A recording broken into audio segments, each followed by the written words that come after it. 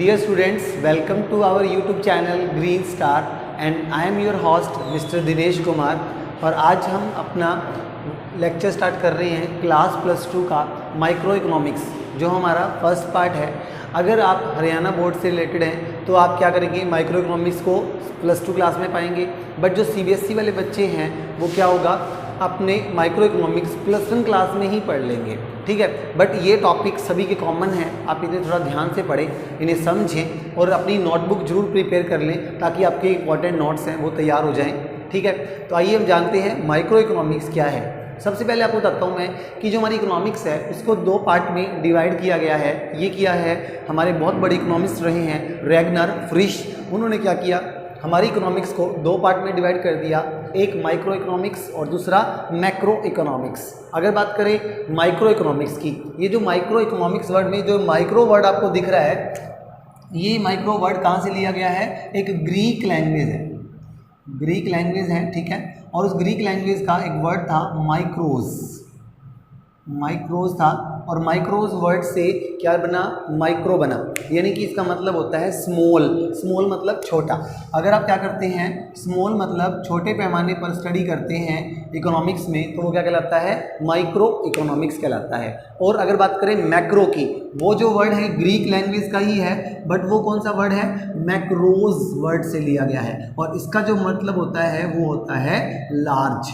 यानी कि आप क्या करें, अगर लार्ज स्केल पर बहुत बड़े पैमाने पर स्टडी करते हैं तो वो मैक्रोज का पार्ट आ जाता है, जिसे मैक्रो इकोनॉमिक्स बोलते हैं। और माइक्रोज में क्या आता है आपका स्मॉल पार्ट, यानी कि छोटी लेवल पर अगर हम स्टडी करते हैं तो उसे क्या बोलते हैं, माइक्रो इकोनॉमिक्स बोलते हैं। इसीलिए आपकी 2 पार्ट डिवाइड हुए, माइक्रो और मैक्रो।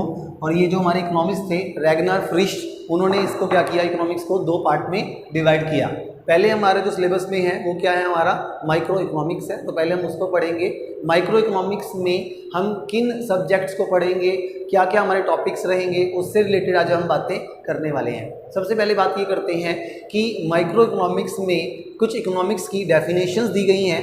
आज हम वही पढ़ेंगे कि इकोनॉमिक्स की क्या क्या डेफिनेशन है और वो किसने दी हैं और वो क्या हमें कहती हैं।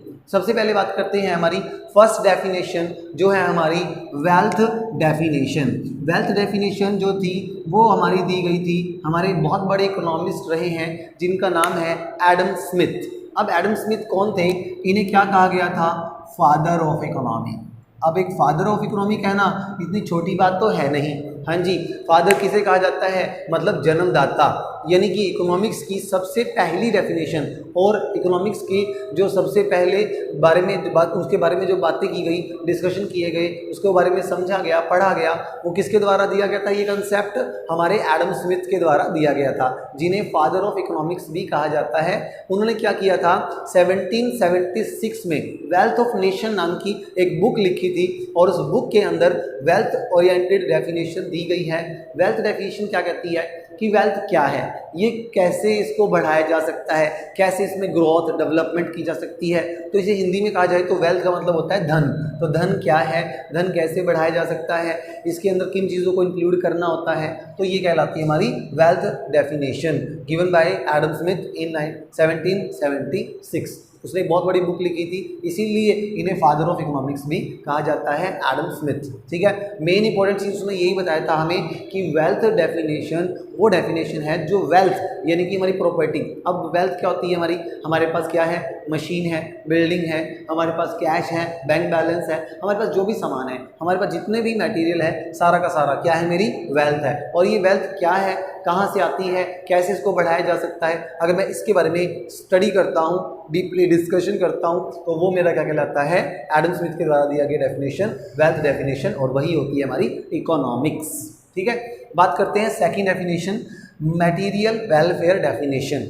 अब ये डेफिनेशन क्यों आई, जब इस डेफिनेशन में कुछ कमी नज़र आई, कुछ गलतियां नज़र आई, कुछ लोगों को ये लगा, लोगों ने इसे क्रिटिसाइज़ किया कि भाई ये आलोचना की गई कि ये डेफिनेशन जो है वो सही नहीं है, क्योंकि आपकी इकोनॉमिक्स ये भी कहती है कि अकेला वेल्थ की तरफ ध्यान ना दे करके आपको क्या करना चाहिए, एक इंसान, व्यक्तियों की तरफ, जो सेहत है या व्यक्तियों की भी स्टडी करनी चाहिए कि एक व्यक्ति क्या है, मैन काइंड ऑफ पीपल्स हैं जो, उनको स्टडी करना चाहिए। तो उन्होंने क्या कर दिया, इसको क्या किया, इसकी क्रिटिसाइज़ किया गया और जैसे इसको क्रिटिसाइज किया गया एक नई डेफिनेशन सामने आई, उसका नाम रखा गया मटेरियल वेलफेयर डेफिनेशन। अभी मटेरियल वेलफेयर डेफिनेशन जो है वो दी गई थी 1890 में, किसके द्वारा दी गई थी, एल्फ्रेड स्मिथ के द्वारा दी गई थी। इसे क्या कहते थे, जो हमारे एडम स्मिथ जो थे उनके ही कोई नॉन में थे, उनके फ्रेंड थे या जो भी हैं, उन्होंने क्या किया, एक डेफिनेशन दी गई, क्या, हमारी मटेरियल वेलफेयर डेफिनेशन। और इन्होंने स्पेशली अपनी बुक लिखी थी प्रिंसिपल ऑफ इकोनॉमिक्स, और वहाँ पर क्या किया गया, मटेरियल के बारे में बताया गया कि डेफिनेशन क्या है। उन्होंने कहा कि इकोनॉमिक्स क्या है, कि अगर आप एक इंसान को स्टडी करते हैं जो क्या है, हमारी सोसाइटी का पार्ट है और हमारी सोसाइटी का पार्ट नहीं है, आपने मैन काइंड को स्टडी करना है। इंपॉर्टेंट चीज़ क्या किया इसने, मटेरियल हमारा कौन है, मेन जो हमारा मटेरियल है वो कौन है, मैन है, इंसान है, व्यक्ति हैं, जो क्या करते हैं, हमारे देश के अंदर लग करके कितने ही कारोबार कर रहे हैं, कोई कारोबार कर रहा है, कोई बिजनेस कर रहा है, जैसे और कई तो एम्प्लॉयमेंट हैं, कई लगे हुए हैं, रोजगार में लगे हुए हैं, कोई प्रोफेशनलिस्ट बने हुए हैं। हर व्यक्ति क्या करता है, हमारे वेलफेयर के लिए लगा हुआ है, हमारे देश के डेवलपमेंट के लिए, इकोनॉमिकल डेवलपमेंट के लिए लगा हुआ है। उसको स्टडी करना, उसके बारे में स्टडी करना, डीपली स्टडी करना, एक अध्ययन करना, क्या कहलाता है, मेरा मटेरियल वेलफेयर डेफिनेशन के अकॉर्डिंग क्या कहलाती है, इकोनॉमिक्स कहलाती है। तो अर्थशास्त्र क्या है, इकोनॉमिक्स क्या है, उन्होंने ये कहा कि अगर एक मैन काइंड है उसके बारे में स्टडी करना कि व्यक्ति क्या है, क्या खाते हैं, क्या पीते हैं, क्या पहनते हैं, वो क्या पसंद करते हैं, अगर उसके अकॉर्डिंग हम क्या करें, अपने प्रोडक्ट तैयार करें, तो इकोनॉमिकली देखा जाए तो बेस्ट तरीका है, उसको रखा गया है मटेरियल वेलफेयर डेफिनेशन में, जो दी गई है एल्फ्रेड स्मिथ के द्वारा 1890 के अंदर। ठीक है, अब बात करते हैं हमारी नेक्स्ट। एक बात और भी है, इसका जो साथ दिया गया था, डॉक्टर एक हमारे वो थे, मार्शल भी थे, ठीक है, उन्होंने भी क्या किया था, इनका साथ दिया था, तो इन डेफिनेशन में उनका नाम भी आना चाहिए, तो वो भी हैं साथ में इनके, जो इन्होंने क्या दिया, मटेरियल वेलफेयर डेफिनेशन जो है वो इन्होंने दी थी। नेक्स्ट हमारी थर्ड डेफिनेशन, वो है हमारी स्कार्सिटी डेफिनेशन। स्कार्सिटी का मतलब होता है एबिलिटी, अवेलेबल, कि मार्केट में कौन सी चीज़ कितनी अवेलेबल है आपके लिए, एक कस्टमर के लिए, व्यक्तियों के लिए, उसे बोलते हैं स्कार्सिटी। और डेफिनेशन मतलब उसकी परिभाषा। हाँ जी, स्कार्सिटी डेफिनेशन हमें ये कहती है, पहले तो ये किसने दी है, ये दी है हमारे लॉर्ड रॉबिन्स ने, जो क्या दिया गया था 1932 में। लॉर्ड रॉबिन्स ने क्या किया, जो ये मटेरियल वेलफेयर थी, इस डेफिनेशन को क्या किया, क्रिटिसाइज किया, और उसने अपनी नई डेफिनेशन दी। क्रिटिसाइज मतलब आलोचना की गई इन दोनों की, और उसने अपनी एक नई डेफिनेशन दी, जिसका नाम रखा गया स्कार्सिटी डेफिनेशन। क्यों, ऐसा क्यों हुआ, कहता है कि इकोनॉमिक्स क्या है, हमें एक्चुअल में इकोनॉमिक्स उस चीज़ को कहेंगे जिसमें हम उस चीज़ को स्टडी करते हैं। क्या स्टडी करते हैं, स्कार्सिटी, यानी कि चीज़ें अवेलेबल हैं, बट किसके लिए हैं अवेलेबल, किसके लिए अवेलेबल नहीं है, कितनी चीज़ें मार्केट में हैं, उनकी डिमांड, उनकी सप्लाई, ये चीज़ें स्टडी करना क्या कहलाता है, इकोनॉमिक्स कहलाता है। तो लॉर्ड रॉबिन्स ने ये कहा कि मार्केट में जितनी भी गुड्स हैं, सर्विसेज हैं, अवेलेबल हैं for the person, for the customers, कितनी हैं अवेलेबल हैं या नहीं है, कम है या ज़्यादा है, वो क्या कहलाती है, स्कार्सिटी डेफिनेशन कहलाती है। और इन्हीं चीज़ों को स्टडी करना, इनके बारे में अध्ययन करना क्या कहलाता है, अर्थशास्त्र यानी कि इकोनॉमिक्स कहलाता है। तो लॉर्ड रॉबिन्स हमें ये कहता है कि स्कार्सिटी डेफिनेशन वो डेफिनेशन है जिसमें हम क्या करते हैं, इंसानों के लिए जो गुड्स एंड सर्विसेज अवेलेबल हैं, कितनी मात्रा में, कितनी क्वांटिटी में अवेलेबल है, कम है, ज़्यादा है, इस चीज़ों को स्टडी करना, ताकि हर व्यक्ति तक ये पता चल जाए किसके लिए कितनी चीज़ें मार्केट में अवेलेबल हैं। क्लियर हुआ आपको चीज़, ये कहलाती है हमारी scarcity definition given by Lord Robbins in 1932।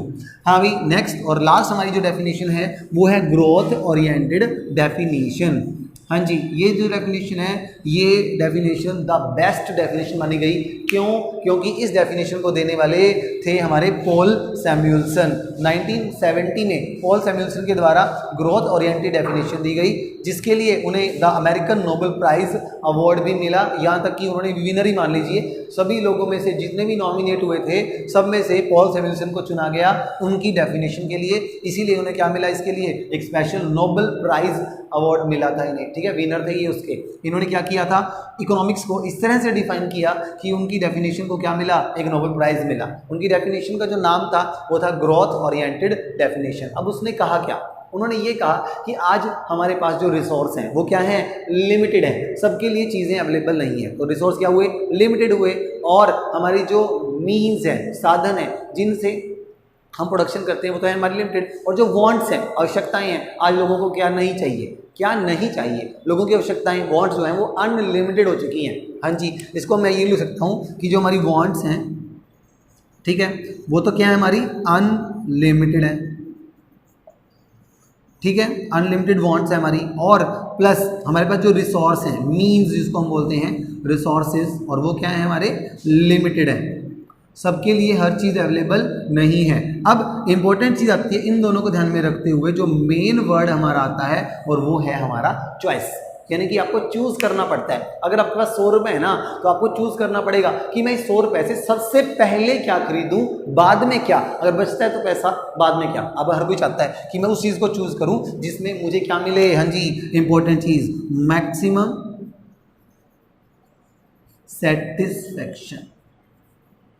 आप उस प्रोडक्ट को, उस सर्विस को चूज करेंगे जहां पर हमें मैक्सिमम सेटिस्फेक्शन हो, मैक्सिमम ग्रोथ हमें मिले। चाहे आप 100 रुपये लगाएं, 10 रुपये लगाएं, 50 रुपये लगाएं या 10 करोड़ रुपए लगाएं, जितना भी लगाएं, आप सबसे इंपॉर्टेंट चीज़ है आप चूज करोगे मैं कहां पर पैसा इन्वेस्ट करूं, मुझे क्या मिले, मैक्सिमम सेटिस्फेक्शन मिले, मेरा बिजनेस ग्रोथ करे, डेवलपमेंट करे, तब जाके हमको क्या लगता है वो बेटर ऑप्शन लगता है। तब क्योंकि हमारी जो वांट्स है वो अनलिमिटेड है और जो हमारे मीन्स हैं, रिसोर्स हैं, वो क्या है, लिमिटेड है। दोनों को ध्यान में रखते हुए हमें चूज करना पड़ता है कि हमें मैक्सिमम सेटिस्फेक्शन कहाँ मिलेगा, हम वहीं पर पैसा लगाएंगे, खर्च करेंगे, और इस सारी स्टडी को हम क्या कहते हैं, इकोनॉमिक्स कहते हैं। तो देखा, सबसे बेस्ट, सबसे बढ़िया डेफिनेशन जो दी गई, growth oriented definition given by Paul Samuelson 1970। इनके साथ भी इनके एक पार्टनर रहे होंगे, जब भी तो इन्होंने मिलकर के काफ़ी बढ़िया डेफिनेशन हमें जो दी है, ठीक है, पॉल जो हमारे सैमुएल्सन थे। और इंपॉर्टेंट चीज़ थी आपकी ये कि आपकी डेफिनेशन आपको पता होना चाहिए कि अर्थशास्त्र है क्या, इकोनॉमिक्स है क्या। तो आपको क्लियर हो गया इकोनॉमिक्स क्या है, वेल्थ है,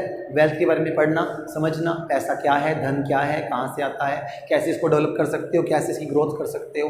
फिर मटेरियल, इंसानों को स्टडी करो, मैनकाइंड को स्टडी करो, क्या पसंद करता है, कब पसंद करता है, किस रेट में पसंद करता है।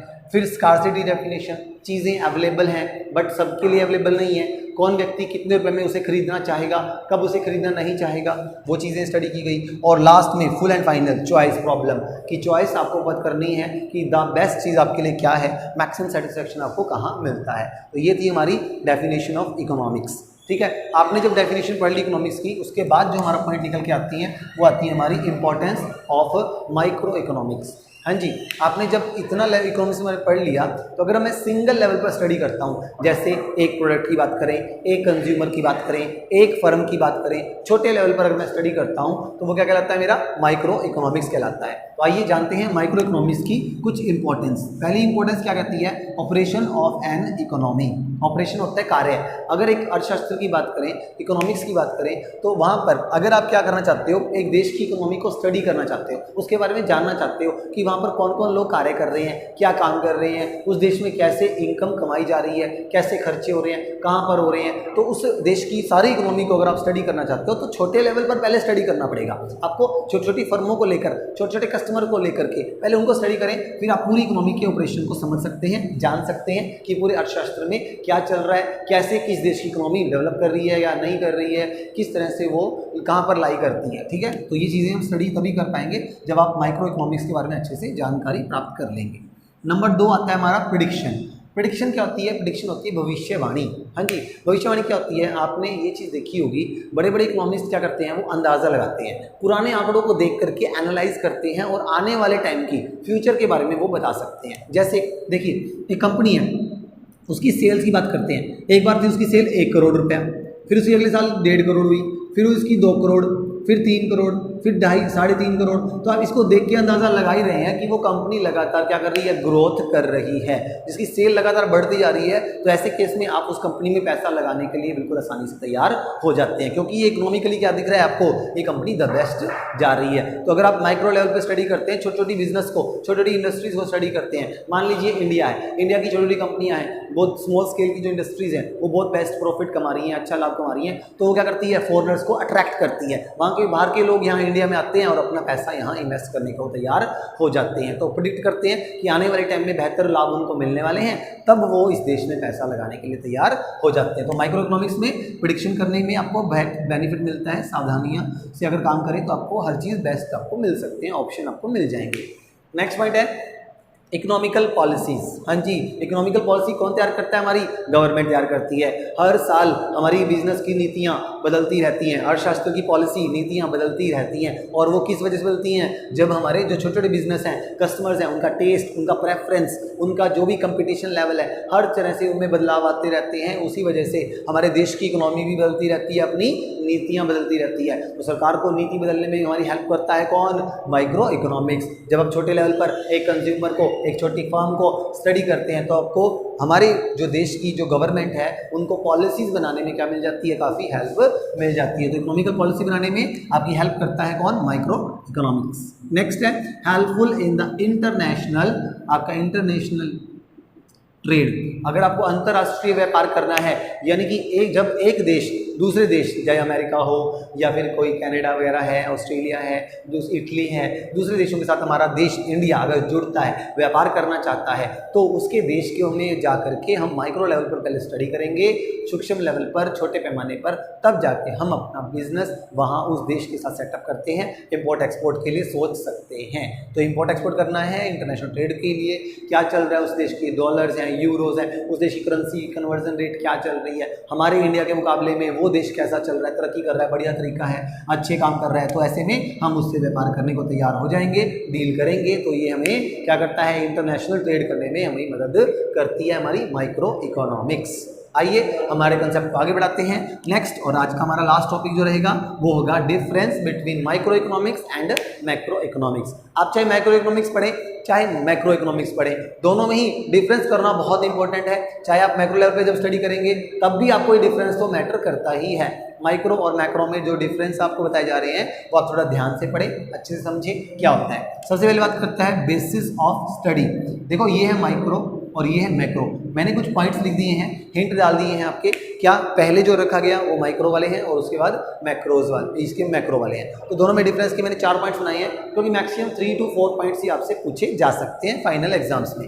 हाँ जी, सबसे बात करते हैं माइक्रो में मैक्रो में क्या डिफरेंस है। बेसिस ऑफ स्टडी मतलब इसमें क्या पढ़ाई की जाती है, स्टडी की जाती है, और इसमें क्या स्टडी होती है। पहले बात करते हैं माइक्रो इकोनॉमिक्स की। माइक्रो इकोनॉमिक्स में क्या करते हैं हम, इंडिविजुअल लेवल पर स्टडी किया जाता है। जैसे कोई एक फर्म हो गई, फर्म एक्स है, वाई है, जेड है, कोई सिंगल फर्म है, हम उसके बारे में स्टडी कर रहे हैं, या as a whole. As a whole का मतलब क्या होता है मैक्रो में, पूरी की पूरी। मान लो इंडिया में कपड़ा बनाने वाले हैं, कितनी फैक्ट्रियां हैं, सभी के बारे में एक साथ अगर स्टडी की जाए तो क्या कहलाएगी? एज अ होल स्टडी क्या कहलाता है? मैक्रो इकोनॉमिक्स कहलाती है। और मगर टोहाना के अंदर या हरियाणा के अंदर कोई छोटी सी एक फर्म है और उस फर्म के अंदर कोई कपड़ा बनाने वाली कंपनी है, एक छोटी फैक्ट्री लगाई गई है, उसके बारे में स्टडी करेंगे तो वो क्या होता है? एन इंडिविजुअल लेवल होता है। तो इंडिविजुअल लेवल पर स्टडी करें तो वो क्या कहलाता है? माइक्रो। और अगर एज अ होल स्टडी करें तो क्या कहलाएगा? हमारा मैक्रो इकोनॉमिक्स कहलाएगा। तो पहला बेस हो गया आपका। दूसरा है डिफरेंट अजम्पशंस। अजम्पशन होती है मान्यताएं, यानी कि आपको मानना पड़ता है, कुछ बातें एज्यूम करनी पड़ती हैं, भाई ऐसा होना चाहिए, तभी जाके आपके क्या होता है इकोनॉमिक्स में ये बेनिफिट्स आपको मिलते हैं। अगर आप क्या करते हैं, कोई प्रेडिक्शन करते हैं या किसी फर्म के बारे में डिस्कस करते हैं तो वो चीज़ें कुछ अजम्पशन पर बेस्ड होती हैं। अब बात करते हैं माइक्रो में। तो माइक्रो में ये माना जाता है कि मैक्रो लेवल के क्या है, जितने भी फैक्टर्स हैं वो सारे के सारे क्या रहेंगे? कॉन्स्टेंट रहेंगे। यानी कि गवर्नमेंट की जो पॉलिसी है उसमें चेंज नहीं होगा, गवर्नमेंट ने कोई एम्प्लॉयमेंट की कोई नीति है वो तो नहीं बदली है, या कोई बिल ऑफ एक्सचेंज वगैरह है उनके रूल्स में कोई चेंज तो नहीं किया है, कोई टैक्स में कोई बदलाव तो नहीं कर दिया है। तो आप ये मानते हैं कि गवर्नमेंट ने ऐसे कोई बड़े चेंजेस नहीं किए हैं, मैक्रो लेवल पर कोई भी परिवर्तन या चेंजेस नहीं हुआ है, तब जाकर हम माइक्रो के सारे रूल्स जो है उसको फॉलो करते हैं। जबकि मैक्रो ये मानती है कि माइक्रो में कोई चेंज नहीं होना चाहिए। जैसे छोटी छोटी फर्में होती हैं वो अपने प्राइस चेंज नहीं करेंगी, कस्टमर के टेस्ट में कोई चेंज नहीं होगा, एक कस्टमर अकेला चाहे तो पूरी मार्केट की डिमांड पर इफेक्ट ना डाल पाए। इस तरह से ये माना जाता है कि मैक्रो में माइक्रो कांस्टेंट रहता है और माइक्रो में मैक्रो के वेरिएबल जो होते हैं वो क्या रहते हैं? कांस्टेंट रहते हैं। नेक्स्ट पॉइंट है हमारा सेंट्रल इशू। सेंट्रल इशू मतलब जो इसका मेन मुद्दा है माइक्रो इकोनॉमिक्स में, जो मेन मुद्दा है हमारा वो क्या है? वो है प्राइस डिटर्मिनेशन। यानी कि माइक्रो लेवल पर जो फर्में होती हैं वो क्या डिसाइड करती हैं कि हमारा जो प्रोडक्ट है, मान लो ये प्रोडक्ट है मेरा, इस प्रोडक्ट की क्या कीमत मुझे कस्टमर से लेनी है, मैं इसके लिए कॉस्ट देखूंगा इसकी, इसको बनाने में कितनी लागत आ रही है, ठीक है, उसमें अपना मार्जिन जोड़ करके मैं मार्केट प्राइस डिसाइड करता हूँ। तो एक फर्म क्या करती है?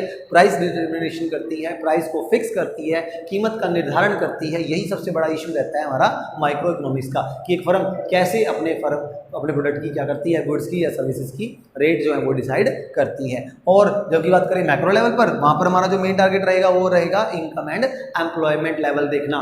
इनकम लेवल क्या होता है, हमारे देश में जो लोग कमा रहे हैं, पैसा कमा रहे हैं, उसको कहाँ खर्च करते हैं, इनकम जो है हमारे देश की वो उस पर कंसीडर किया जाता है। और एम्प्लॉयमेंट लेवल, कितने लोग रोजगार में जुड़े हुए हैं, कितने बेरोजगार हैं, इन चीज़ों के ऊपर ध्यान दिया जाता है। इन्हीं के लिए हम क्या करते हैं, गवर्नमेंट पॉलिसीज़ बनाती है, इंपोर्ट एक्सपोर्ट करती है और नेशनल इनकम मेजर करती है, ताकि हमारे देश को डेवलप किया जा सके। तो ये एज अ होल इकोनॉमी पर इसका इम्पैक्ट पड़ता है। ठीक है, लास्ट पॉइंट है हमारा गवर्नमेंट का इंटरफेरेंस। आपको जहाँ साफ पता चल ही रहा है कि जब कभी छोटे लेवल पर स्टडी किया जाता है तो वहाँ पर गवर्नमेंट का कोई भी इंटरफेरेंस नहीं होता है।